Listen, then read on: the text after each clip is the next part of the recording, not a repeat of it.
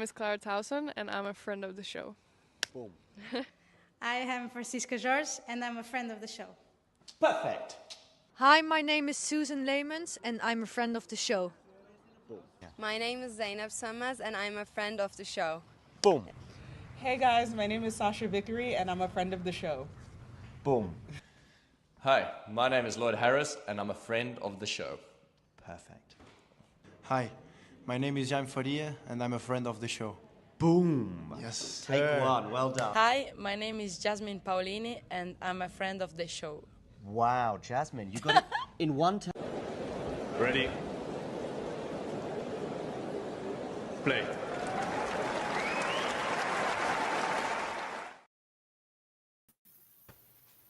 Well, hello there. Welcome to Talking Tennis. It is Last Ball Drops, and yeah, penultimate episode, day 8 of the French Open. And we are joined by our most prolific analyst, Mr. Damien Kust. How you doing? Hi, yeah, I've done a lot of these this week. Of course, sorry guys, you needed to wait a little bit, but priorities. I had to finish off the Little Rock final, but I was watching Musetti Rune at the same time, don't worry. And hopefully, we can have a nice chat today. Honestly, not the biggest day for me in terms of tennis watching, like especially during the day, I was pretty busy, but hopefully we'll manage. Okay, well, you missed quite a lot of things during the day. I was going to comment actually before you joined that the last ball has dropped in Little Rock. So we'll now go into a full debrief of Patrick Kipson's title there, or maybe we'll save that for the Challenger show. Anyway, with this one, you said you saw a little bit of Musetti and Rune. Talk us through your thoughts on that one. Yeah, I mean, obviously, I was very excited for this. Two very complete players, so versatile. You don't really know what they're going to bring ever. Obviously, Holger kind of like took the role of an aggressor. I think he was at the net so much. And for a while, it was working. Later on, he has a bit of a physical dip, but like Lorenzo just starts dominating with the forehand. When Musetti was in front, when he could like really play the angles of his forehand side, he was dominating there. And I think overall, over the course of the first week, or I guess we're coming to like, even 8 days now, Musetti has been so impressive, just in the sense that, he had that big chance, but it also could have been just something that puts pressure on him, gets him nervous. And in these matches, like against Navona or Rune, we just don't see it at all. He's just taking it all in. The fact that he got that top 8 seeding, he basically got only benefits from that. 0 disadvantages. And I think there were disadvantages to it. I mean, we saw what Fran Cerundolo did, for example, after having an excellent clay season. And I think just having really high hopes for this event. For Musetti to avoid that, it's wonderful. And, Musetti Rune, that was a really difficult encounter for him to get through. And he does that in like really good style. Yeah, I did notice that he was definitely the best player of the last 2 sets. Really kind of dominating everything. Just everything seemed to click, forehand and backhand. I'm very, very obviously he's excited for him. He's lived up to the challenge, as you say, and from now he is very much the heavy favourite, rather than being the sort of I say obvious favourite to make the semi-finals, as we'll kind of talk about with his opponent now, which is Frances Tiafoe, who has become the winner of your favourite section, Damien. Are you surprised about that? Well, I would say my favorite section was probably the bottom part of that one. So where you had Medjedovic, Kopšiva, Altmaier, and Cerundolo in the second round. The upper half did not really excite me as much. I mean, that was the ATP 250 Houston one, where basically it had to be an American in the forefront, sort of. Frances, I mean, he was in the mix for sure, but besides Houston, his year has been pretty much built on like winning one match and then losing the next one. Also, to do it without dropping a set, I feel like that is definitely like the surprising part. Maybe not even that he is in the quarters, but the fact that he's done it so consistently, so cleanly. He can play on clay. He's got a lot of a variety of different tools, very strong physicality. He can definitely add the spin on the forehand. So why not? Before the event, I wouldn't have picked him, definitely. I was going Medjedovic or then maybe Altmaier. But before this match, I think like over the course of the week and with what Altmaier was playing as well, I kind of started liking France's chances to get through. Of course, doing that in free is also a benefit. If he wasn't playing someone as strong as Musetti, yeah, I mean, I would probably fancy his chances a bit more. But then at the same time, before the event, we would have said just like, okay, the winner of Musetti Rune surely makes the semifinals. At least Frances is casting some doubt on that, idea that we had before the event, I suppose. Still, the favorite is pretty clear. Like that was part of the stake today as well, that you have Musetti and Rune basically clashing for being a favorite in the quarters as well. But I think 10% is way too low. Like that's way, way, way too low. Okay. I'd give him way more than a 10% chance of winning it, maybe 20, 30, something like that. It's nice to see Francis kind of come through that one. He's a player I've got a soft spot for on the ATP side. We see his head-to-head. He's actually leading the head-to-head with Musetti, but I doubt any of that was on clay. If this was at the US Open, this would be a very different conversation, I suspect. Having a look at that, I can't actually make out what surface any of that's on. But there's one match on clay, and that is in Rome. Musetti won it in 2023. Okay. So there you go. It's definitely confirming kind of advantage Musetti. But hey, Tiafoe has now got 3 out of 4 Grand Slam quarterfinals on his CV. Just Wimbledon left. So, and not unrealistic to think that he could get that and complete the set. So he's pretty well rounded in all services. He just seems to like Wimbledon. Talking about this match, I think the way Musetti is playing at the moment, Tiafoe, took advantage of the section he was in. I'm not saying there weren't any dangerous players in there. There were. I would have been very interested to see how that fourth round with a healthy Medvedev would have gone. Overall, I agree with you. It's Musetti is the clear favourite, but I think Francis could make it interesting. It's also going to depend if the crowd gets involved as well. Francis is going to kind of need that, given he's kind of a big stage player. One of those positive results that he will get in a season every now and again, regardless. Yeah, I think Medvedev indeed would have been a better matchup for the sake of competitiveness than Altmaier for him. A bit of a shame we didn't get that. Of course, fit Medvedev. But indeed, it's an excellent result already. Just I don't think it's even that easy for Lorenzo. It's just that seeing so far how he's been progressing through the first 4 rounds, the Italian, it's tough not to believe that he's just going to, play his absolute best at this whole event, whatever that gives him. Yeah, I can't really add to that. That is pretty much my thoughts on that. Musetti's playing so well right now on clay, and only the best in the world can stop him. We'll get to the best in the world, or the best on clay possibly right now in a minute. But Frances Tiafoe was actually the second American to reach the quarterfinals of Roland Garros since Andre Agassi in 2003. The first was Tommy Paul about a couple of hours earlier. Tommy Paul coming through pretty comfortably today against Alexei Popyrin. Probably not a surprise. Very happy to see how he's kind of rallied from that physical issue that he seemed to be dealing with in his second round match. Thoughts on Tommy Paul's progress, Damien? Yeah, I think before the event, obviously, he would have been a big favorite over Popyrin. But after the 5-setters, with some physical concerns, I think Popyrin was a popular pick there. And, that was a performance where he just kind of goes away very meekly. He failed to impress today, so that's kind of unfortunate for him.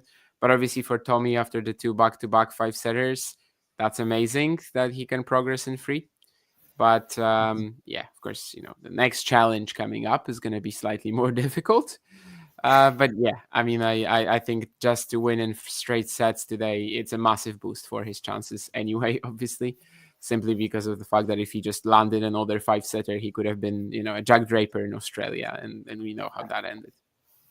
Yeah, that would have been a bit disappointing. So, this is a chance for Paul to kind of rally a bit.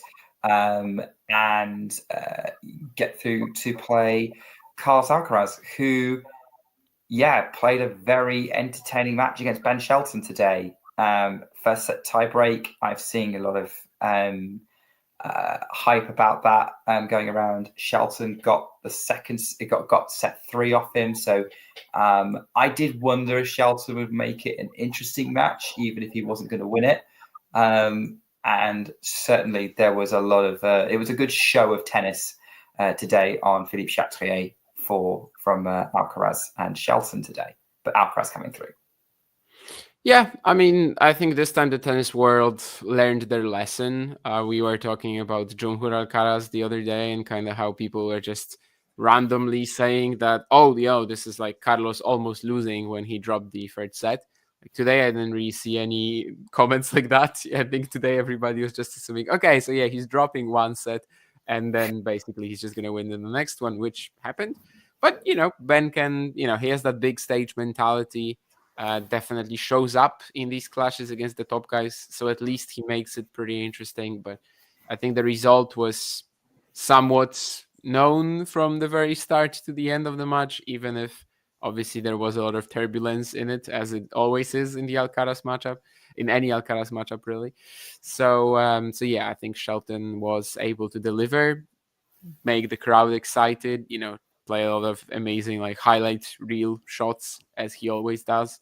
So it's always at least good to see someone stepping up to the big guys, but it's not really, it wasn't a match where Carlos was super close to losing, but certainly yet another one on his way that is not all flowers and everything is super easy from start to finish now. Do you see a repeat of that kind of pattern coming through against Tommy Paul in the quarters?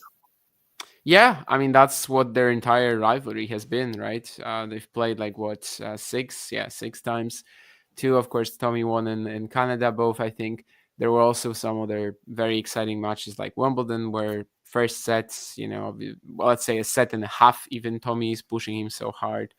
Cincinnati, I don't remember if it was, probably not a match point, but I think Tommy saved the match point in Canada. But still, I mean, basically Tommy, I think, is able to grind very close to the baseline, take time away from Carlos, and that is, that tends to be bothersome for a while, at least. So I kind of think it's going to be another one of these where maybe Alcaraz needs to find some adjustments. Maybe this time he doesn't win the opening 2 sets and loses the third. Maybe this time it's 1-1 after the first 2. But just winning 3 sets in the long run against Alcaraz, that still sounds like a little much to me. But, Tommy is one of these opponents that I don't think Carlos wants to see in his draw. That's probably one of the guys that he's like, oh my, not again, because he knows he's going to be given a really tough workout. Yeah, I think on paper, Tommy Paul is a tough opponent for Alcaraz, even if Alcaraz has now maybe got a handle on that rivalry, having won the previous 3 meetings. I think on clay, it's a different story, though. I think Alcaraz is, although they're both decent on the surface, I think Alcaraz is something else on it. And I think we also have to take into account Tommy's physical condition right now, even if it's probably, he's been given a stay by Popperin, making life easy for him. I do think that, he's going to find it difficult to win 3 sets on clay against Carlos Alcaraz. Maybe if we were talking about grass or hard, it'd be a different story, like at the US Open or even Australia.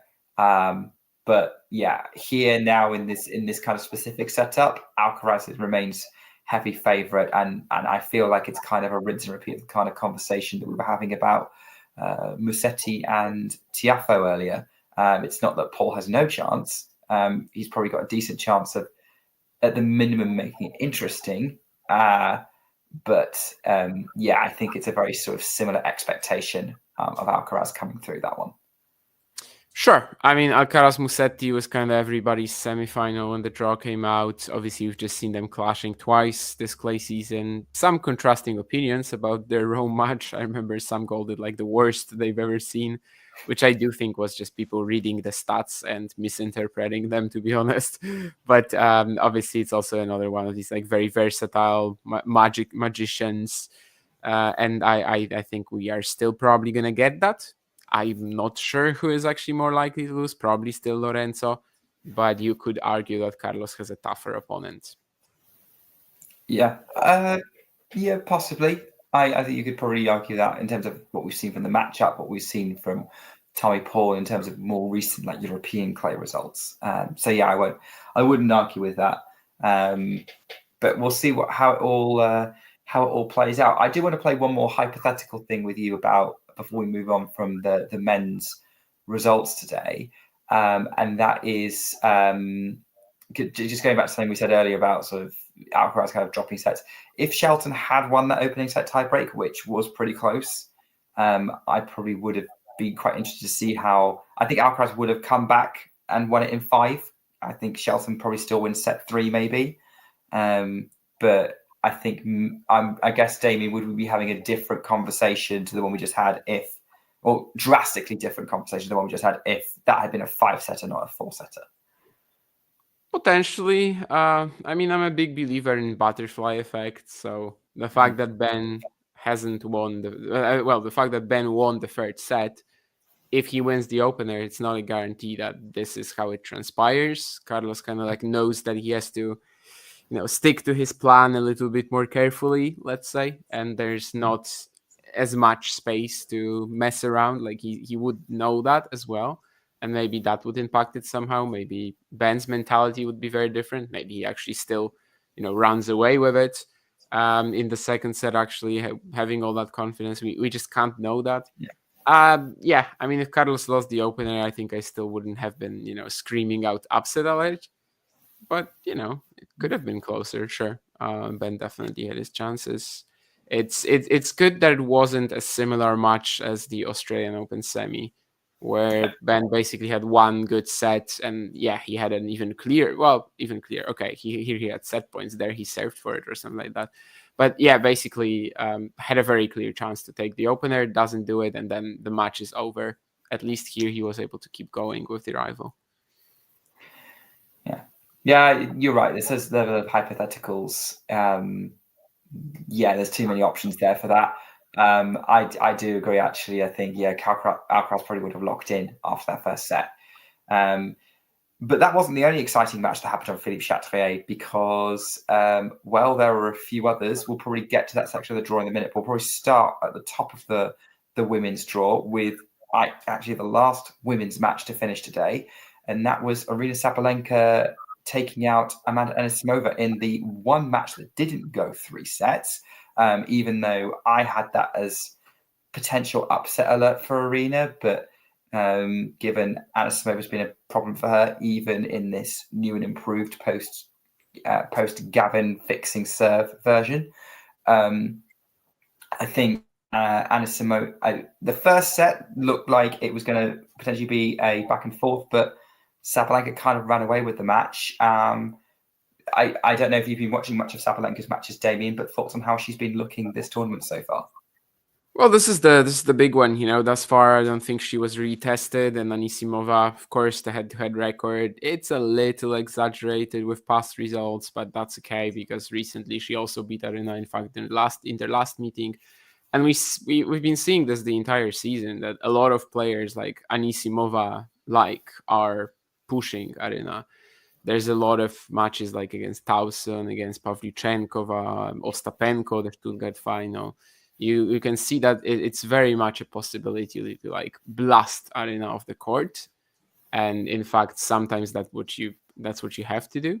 So it's just an excellent win. I think the entire women's event from here is just so stacked that it's tough to kind of just say that, oh, she is playing very well. She's definitely making the final about anybody there, because simply from here on out, it's just going to be a difficult opponent every single time. I think it's probably the strongest Roland Garros group we've seen in ages. The last 4 IGA titles, they were so dominant for her. You also have to remember the 2019 one, which was a bit of a mess later on. 2018, I guess, maybe would be when you had like a really strong lineup late in the event, because I also wouldn't count 21, with obviously that event also being just completely chaotic by the end of it. So it's really been a while since we had this in Roland Garros. Last year definitely didn't feel like that. I mean, you still had Swiatek, okay, battle tested after Osaka, and you, I guess, had Goff, but Sabalenka, Rybakina were in the quarters, but everybody of these players like is an even better version of themselves from last year besides Iga. So yeah, I can't really say that the fact that she's pulled through 4 rounds in great style makes her, an overwhelming favorite here or something like that. She's done her job, but every single round from here is going to be just so tough. And we can say that for, you're right. Pretty much every player. I think I was thinking like, all the form players have kind of made it so far. Obviously, we need to see how tomorrow goes. We could see Mira Andreeva and Coco Gauff lose, but that's sort of for tomorrow to worry about. So Zheng Qinwen has come through again today against Ludmila Samsonova in 3 sets. It was a tough opener.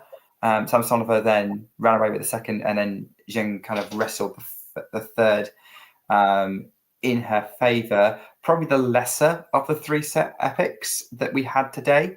And Zheng celebrating like she won Roland Garros at the end of it, falling kind of arms outstretched on the ground. But yeah, so you are counting her as a potentially tough opponent for Aryna Sabalenka, Damien? Well, I wouldn't have up until recently, but then the Rome match happened. That's kind of when suddenly Zheng makes Aryna so much more frustrated than any other player recently. Uses that heavy topspin she plays with on clay, which has been so crucial to her run as well. Against Bocco, just completely knocking her off her usual contact points, how she prefers to strike the ball. Samsonova, as we can see by even the scoreline, it wasn't always easy, but again, that's kind of what wins her the third set in my mind, and it's just going to be fascinating to see her come up against Aryna again, basically probably try the same strategy as in Rome, and we'll have to see if Aryna is more ready this time, if she's not quite as worn out mentally, which I think she was by the Rome quarterfinals, Stuttgart final, Madrid title. I think you kind of, was it quarterfinals or semis, by the way, in Rome?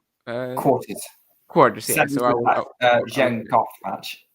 Oh yeah, Zheng Gauff. Yeah, it wasn't the final, right? Because Paolini won the title, of course. Yeah. Quarterfinal. Yeah. So I was right but I started doubting myself. Anyway, just trying to say that basically, I think some part of that performance from Sabalenka was just too much on her plate by that point. So it's going to be fascinating to see her try to come up against Zheng again in this matchup. We've watched them play so many times. It was regarded as a horrible, horrible opponent. Well, Sabalenka was regarded as a horrible opponent for Qinwen. And then on clay, it actually turned out a little different. And I guess now we will kind of have a bit more sample size on that. And by the way, guys, when I said besides Iga, I don't know if you remember how I started that sentence, but I started by saying they're playing better than last year. So you cannot say that she's playing better than last year. So there was nothing wrong with that. Very difficult for Iga to play better than last year. Going back to Sabalenka Zheng. I think that's the key thing here is you're right. On clay, things kind of go back into Zheng's favor. I still favor Aryna. I think Zheng's looked a little bit more vulnerable. Really, in her progress through the draw, she's had a few tougher matches, probably needlessly. Don't get wrong, she's probably played some very different opponents. But also, I think Aryna will be fresher than in Rome, and she'll also have an answer to whatever tactics Zheng throws at her. So I am leaning Aryna relatively confidently on this one.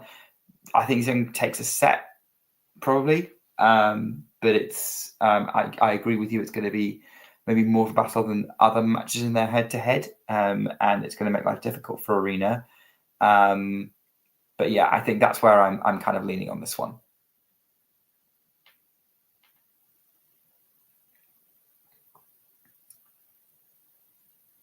Either Damien is shocked by my stance, or we've lost him. So that's fine. So we'll see if we get Damien back. If he starts talking over me, then he'll pop back in.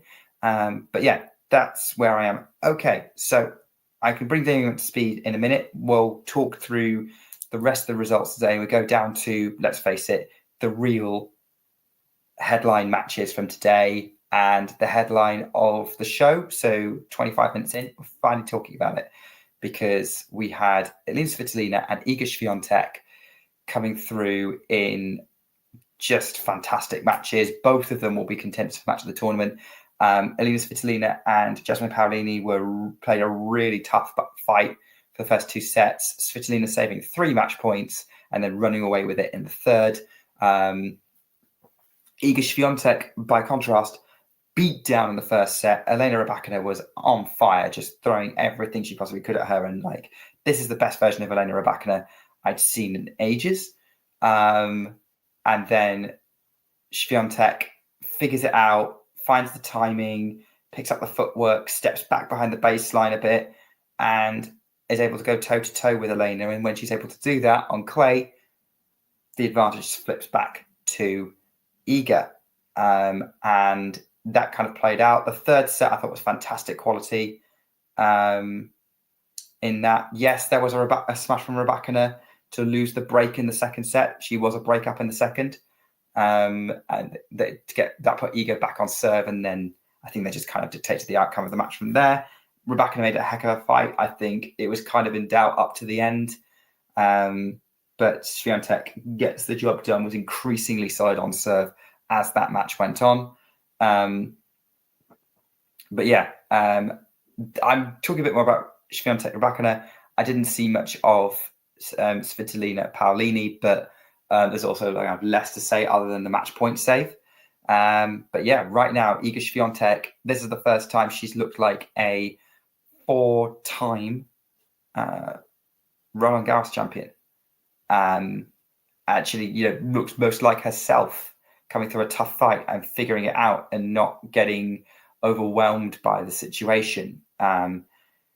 Yeah, she's starting to come into her own in this French Open. So I'm excited to see how this matches up. And yeah, we've got Damien back. I've been filling everyone in on what happened in the 2 matches that happened today: Paolini, Svitolina, Rybakina, Swiatek. I think you said you were busy today, so you probably didn't see either of these matches, but they were the headline moments. So if you have any thoughts on those results, now's a good time to share them. Oh no, I actually saw quite a lot of Rybakina Swiatek on my phone, and Paolini Svitolina was before I even left. So for these, I'm actually fine. Zheng Samsonova was the one I kind of mostly missed, and Rybakina, Sabalenka Anisimova, I didn't see a ball from it, which is a shame. I definitely wanted to. But yeah, Paolini Svitolina, what can you say? 3 match points, 6-4, 5-3. It's a big lead, but Svitolina 2.0 definitely has a hand in making the comeback possible. I think that's a win that probably the pre-pregnancy version of her game wouldn't have gotten, especially the third match point, but just not even focusing on the points in itself. She just plays more aggressively, hits a bit flatter, and is just able to, let's say, stand up to opponents in a way that maybe she wasn't able to before. She would have made it just like a complete grind fest back in the day, and this was not the type of performance. Of course, third set, it's just a little too much for Jasmine, and the momentum really gets away from her there. And Swiatek Rybakina, that was kind of the story of the day for sure. 6-1 to love, was it? Yeah, was looking like a Daniel Collins Rome type of effort, which at Roland Garros, it would have been that rock bottom that we've been kind of seeking for you guys, and where is it coming? Has it already come, or when will it come? But maybe she can avoid that, because that was a really awesome fighting effort, that's for sure. That's the thing that was really missing from her game in recent months, weeks. I think we've said sometimes that even with her game level, I mean, sometimes it looks perfectly fine. It's more the mental side of things, how she reacts to pressure, how she responds to it, that she would not be able to win matches like against Sabalenka or Osaka last year, that this year this would not be possible. And this is kind of, that type of match. Sure, it didn't get to match point, but there were difficult moments in the third set, of course, being down a set in a break as well. Not breaking at 4-all, I think that had to be somewhat tough as well to overcome.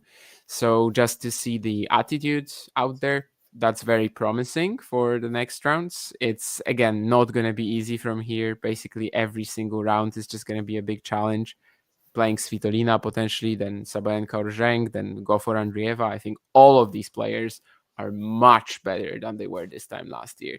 It's not even a conversation for most of them, really. So, yeah, I mean, it doesn't mean that she will win the title, but if she does, it's that kind of turning point. And last year we had the Osaka round too. This very well could be a similar, achievement for her, just to get through this encounter, completely like loosen up a little bit, gain so much confidence out of it. It's possible. The tools obviously are there. We know that. But yeah, just the opposition from here on out is so difficult that I'm not taking anything for granted. Yeah, I don't think anyone should, especially since, like one result doesn't mean that everything's changed around, but it's given me hope that it has. I think Iga looks more like the player that we've seen before in that match. And yeah, I think this match was a season-defining match for both players, potentially.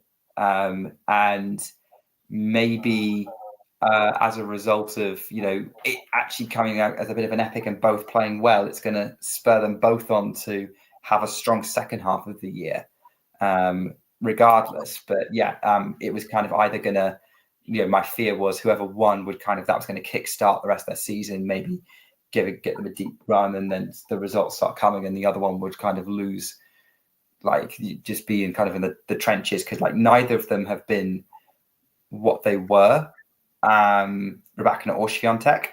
But I was happy to see a good match from both today, and I hope they both remember that.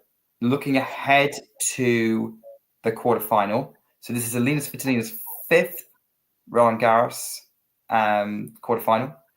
She's never won one. And this is obviously Iga Swiatek's 5th, and she's won 4 of them. So as well, so very different experiences of Roland Garros quarterfinals, even though they're fairly prolific. Iga leads the head-to-head 3-1, but that one win for Svitolina coming on grass, and that was Svitolina 2.0. Thoughts on how this one might play out, Damien? Yeah, I mean, since they started playing pretty regularly against each other, Svitolina has always been troublesome. I mean, I would say it's probably going to be something like Paul Alcaraz type of thing, where like, she pushes her, but then eventually Iga probably has enough to win. But yeah, in recent times, Swiatek has kind of lost some of that touch that she had previously of like never losing to players who are slightly more defensive. But then again, we know that right now Svitolina doesn't need to be. At Wimbledon, she was obviously very aggressive with all these down the line shots against her. It's not going to be as easy here, but I think what we saw this year when they were playing, in what was it, Miami, just really difficult. First set has to be like grinded out by Iga. Something like that I fully expect. Svitolina is also just in a very strong spot at the moment, just a super consistent player this year at the top. Higher ceiling now with this current version of her game than before. And I think she had match points in one of these Roland Garros quarterfinals as well, maybe against Halep. But or maybe it just led by like a big margin. But this just seems like another one where she'll have to fight for it for sure. It's not gonna come easy. Svitolina is just a massive fighter anytime she plays Iga recently. Even if she loses, she always gives her a tough time. So I think the comparison to kind of like Alcaraz Paul type of match, I think that makes sense. Yeah. And Svitolina, obviously she has won more clay main tour wins than anyone else this year, kind of taking that kind of leader title that Swiatek would have had in previous years. I think Svitolina is a player that is troubling everyone at the minute. Regardless, and including Sabalenka and that, like she's pushing these top players.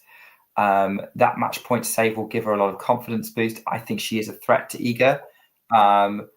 But again, maybe I'm kind of with you. Like, I'm expecting Swiatek to kind of grind this one out, as has happened in previous encounters, especially since Iga would have also had a bit of a boost from coming back against Rybakina in the same way. And it was not a similar way, because I shouldn't say match point, but still a bit If of this a. was Paolini, by the way, would you think that she has a higher chance of winning or not? Higher, I'd say. Higher chance of winning against Paolini, probably. For Iga? Yes. Yeah, 100% agree. Yeah, absolutely.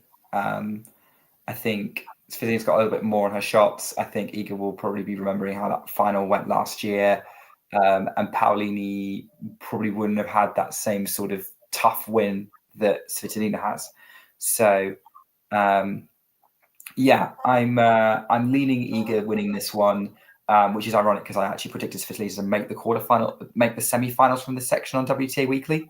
But I think that was a prediction kind of made, as a lot of my predictions were, with not a lot of confidence in Swiatek, and that is starting to return. So I had her losing in the final, I think, but I don't remember if to Gauff or Andreeva, to one of them. That would be a tough loss either way. But yeah, Swiatek. That's interesting. Then, did you have Swiatek beating Sabalenka, or did you have Sabalenka losing to Anisimova? I think I had Sabalenka losing to Anisimova, but if it was Swiatek Sabalenka, I would have picked like that too.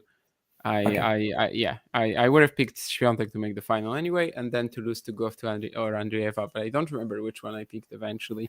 Like, I wanted to go with Mirra, but obviously, the matchup history.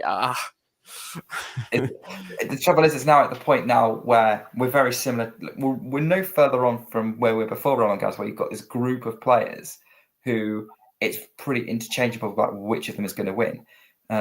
At least one of them, Paolini, is now out of the equation. Svitolina might be inserting herself into the equation. I was arguing that she would probably be kind of that sort of dark horse sixth member of that outright favourites list. I definitely think it was the top five, then Svitolina, then everyone else. And that's the thing that's kind of making me go, Svitolina could win this tomorrow. But we're going with what is the most likely thing to happen, and it's going to be 2 tough sets or a 3-set grind in favour of Swiatek as the most likely outcome. But, I'm seeing things in the chat like 70-30 according to the producer for Iga. Maybe I would probably agree with that. Maybe be a bit more pessimistic and say 67-33, but that's probably a little bit too specific. Yeah, thankfully Nurlan is not in the chat, because even though Swiatek won, well, she did it in a slightly different manner than I expected, and he would still be definitely just telling me, pulling my pigtails, let's say, because he was saying stuff like, Vansh, Nick, Damien, you will have to apologize to me if Rybakina beats Swiatek. So, well, thankfully we don't have to apologize, but, well, nobody won kinda in this discourse against Nurlan here. I would say we didn't, and he didn't either. Can you win against Nurlan? Sometimes you can. I mean, Nurlan makes horrible predictions half the time, and then he just doesn't show up on the stream to acknowledge them. So I guess you cannot win against Nurlan simply because when he says something wrong, he just doesn't show up. Doesn't give you the chance. Not unlike just reading what the producer is saying, and now I realize that these are quotes from Nurlan, and they sound very much like Nurlan.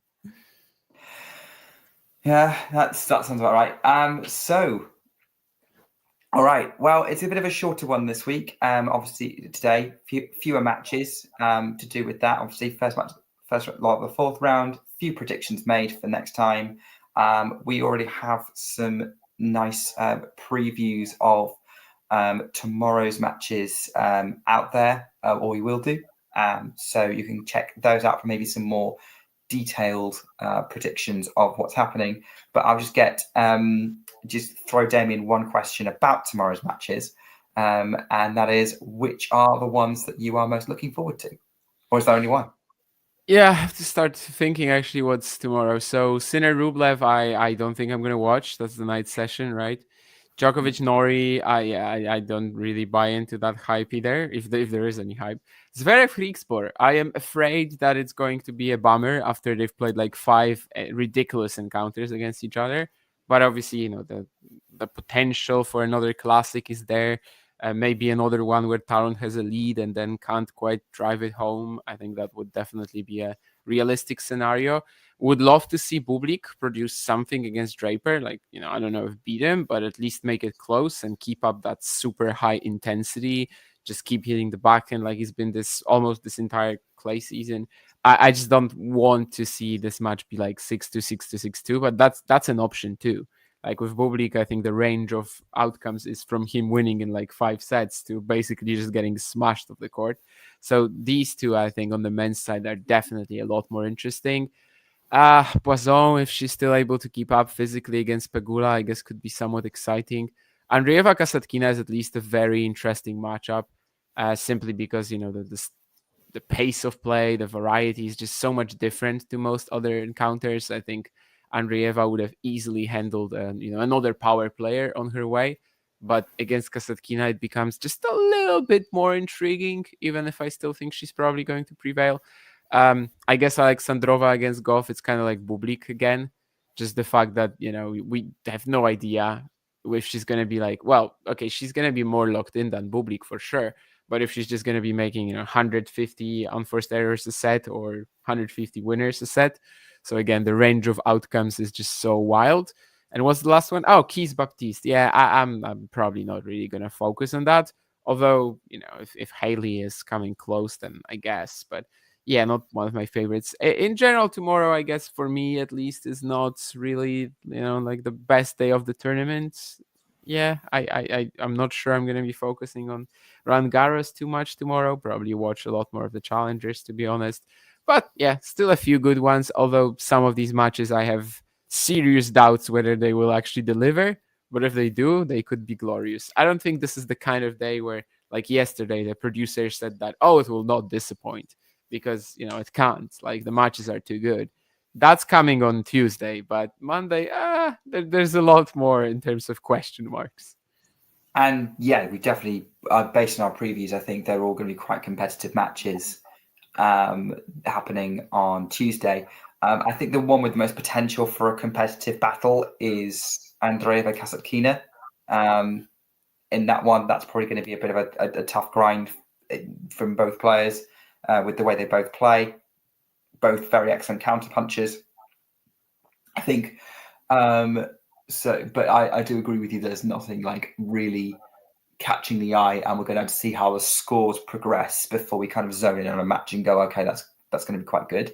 Aside from that one, we are going to have watch-alongs for the Andreeva Kasatkina match and the Alexandrova Goff match. So tune in for those if you want to enjoy the action with talking tennis in the background for that, and come and let us know what you think and send us all your questions, and purchase some merchandise while you're about it. As we get that, okay. Well, I guess Damien, is there any challenger action you're particularly looking forward to tomorrow? Let's end on a positive note. Yeah, I mean the week has just ended, so obviously tomorrow we have the 4 challengers starting their major action along with the last of the qualifying. I mean, first challenger in grass of the season, Birmingham. It's going to be pretty good. But to be honest with you, I haven't looked at the schedules too much in terms of which main draw matches are on day one. But Prosteov is also one of my favorite events for sure. Very fast clay court in Czechia, almost like indoorish vibe, kind of like Madrid, where it's like so built up that it kind of feels like a court with a roof, even though I guess it has they were trying to get a retractable roof. I think I'm not sure they're using it. But yeah, probably just the fact that we have the first grass court challenger of the season is the most important one. Well, actually, Ghosty, it's quite difficult to say because even though the polls, the voting ended at 9 p.m., so 4.5 hours ago, the exit and late polls, they are so close that we're actually not going to know until the morning. It's going to be the closest presidential election in Polish history. probably go down to like, I don't know, 200,000 votes at best. So it's super close. We still don't know. And well, I'm gonna wake up in Poland that has a president. For now, I still don't think it does, even though when the first results were announced, one of the Cubs was like, thank you, we won. And it was pretty ridiculous, even especially as right now they are, well, in the second, results that we got to know were not results yet, but the late poll, they are actually behind now. So it's gonna be hilarious either way. Definitely, the system we have right now is so insane with the polarization and basically becoming the United States with every single day. Well, it's been a process for like the last 20 years, to be honest. Today I was out with some friends, and like the only thing you can talk about right now in Poland is politics. Even when we thought we finished the topic, suddenly someone brings it up. And it can be cool even to discuss with people who are not voting for the same side as you, but it's definitely very clearly like one or two. You cannot really stay away from this two-party system that we have right now. Unfortunately, I think it's a big shame. And yeah, we still don't know. Basically, until the morning, I don't think we're going to have an idea. The Polish presidential election is going to be closer than any of the matches that we have predicted today on the tennis side of things. Thank you for indulging myself and Ghosty as political nerds. Damien, I'm going to just ask you one more thing, it's like a cheeky aside, and I'm going to give you some context for this. So I have a friend of mine who lives near me, and we're not far from Birmingham, the Birmingham Challenge that's happening. He's from Hong Kong, and we usually end up talking about Coleman Wong at some point. Coleman Wong is in qualifying for the Birmingham Challenger. That's happening tomorrow, and he's playing Mark Lau. How do you rate Coleman's chances of qualifying for the Birmingham Challenger? Well, massive Mark Lyon fan right here. So, I mean, I might not be too objective. No, I mean, Coleman obviously hasn't played much on grass, but if you just think about his game, he likes to go to the net. He likes to take the ball early. Lyall does that too, though. Qualified for Wimbledon last year, pushed Carlos Alcaraz. Is that a stretch? Played a decent match against Carlos Alcaraz, let's say. And today also very good win against Henry Searle. Yeah, I mean, I think Mark is the favorite, but they are both so, young, aggressive, definitely can, utilize the assets or like the specifics, the characteristics of the surface very well. So while Mark is the favorite, he's not the most consistent player on the planet. Maybe Coleman has a shot. Coleman, I think, could be in the future with good experience, like a very good watch on grass, just like he is on any like super quick hard court. But, well, his game is still kind of just like, I don't know, very all over the place for seemingly no reason. So, yeah, I do think Mark is the favorite. But as I said, I might be a little too biased regarding that. Although, yeah, actually, now that I'm seeing the scoreline, I mean, yeah. Actually, the producer, would you say that Alcaraz survived the scare in that one? Maybe from the pineapple hairdo that's Lyall had and I think still has. It's some kind of intimidation war paint. Oh, you already said that gave Alcaraz a scare. Okay, now I'm seeing it in the chat. Okay, so we just had the same idea, yeah. Yeah, there you go. Thanks for that, Damien. I will tell my friend to go and watch Coleman Wong tomorrow, because if he's going to wait till later in the week, it's not happening. Just in case, because it sounds like it's a pretty evenly matched qualifying match. Thank you for bearing with us during the tangent, everybody. We are currently, less than 200 subscribers away from hitting 16K, so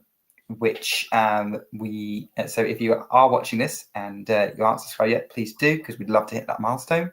And obviously you'll get lots of great content like watch-alongs, as we mentioned, another last ball drops tomorrow, and lots and lots of tennis talk all over the channel, hopefully from people who are somewhat more awake than we are. Thanks for joining us, Damien, and always great chatting with you. Yeah, see you. 16K is still not here, so don't count your chickens before they hatch, like that presidential candidate I was talking about.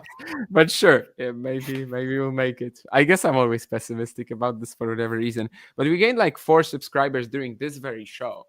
So at this rate, I don't hate our chances anymore. Yeah, thank you. We can do it, guys, and I think we've got a great community here that everyone is part of. And hopefully, I'll see some of you on the stream in the future. In the meantime, take care and keep talking tennis. If you enjoyed this video, make sure you hit that like button. Don't forget to subscribe and click that notification bell so you don't miss out on all things tennis.